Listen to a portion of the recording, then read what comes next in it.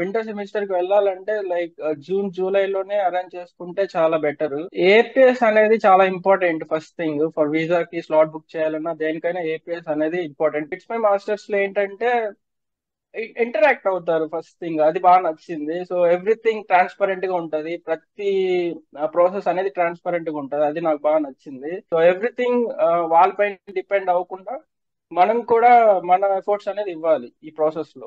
అది బాగా నచ్చింది నాకు. సో అలా చేస్తే ఏంటంటే ప్రాసెస్ అనేది తెలుస్తుంది. ఇక్కడికి వచ్చిన తర్వాత ఎలా సర్వైవ్ అవ్వాలి ఏంటి అనేసి బాగా తెలుస్తుంది. అది బాగా నచ్చింది నాకు. మీరు అవైలబిలిటీ లేకపోతే ఆన్లైన్ అనేది చాలా బెటర్. అసలు జర్మన్ లాంగ్వేజ్ అనేది చాలా చాలా చాలా చాలా ఇంపార్టెంట్. మాక్సిమం వాళ్ళు జర్మనే మాట్లాడుతున్నారు, ఇంగ్లీష్ అసలు మాట్లాడట్లేదు. సో నేను అబ్జర్వ్ చేసిన దాన్ని బట్టి అయితే ఇది. అండ్ దెన్ జాబ్ ఫెయిర్ అనేది ఒకటి జరిగింది నిన్న ఆఫ్టర్నూన్ అలా. సో మేము అక్కడ అటెండ్ అయ్యాము.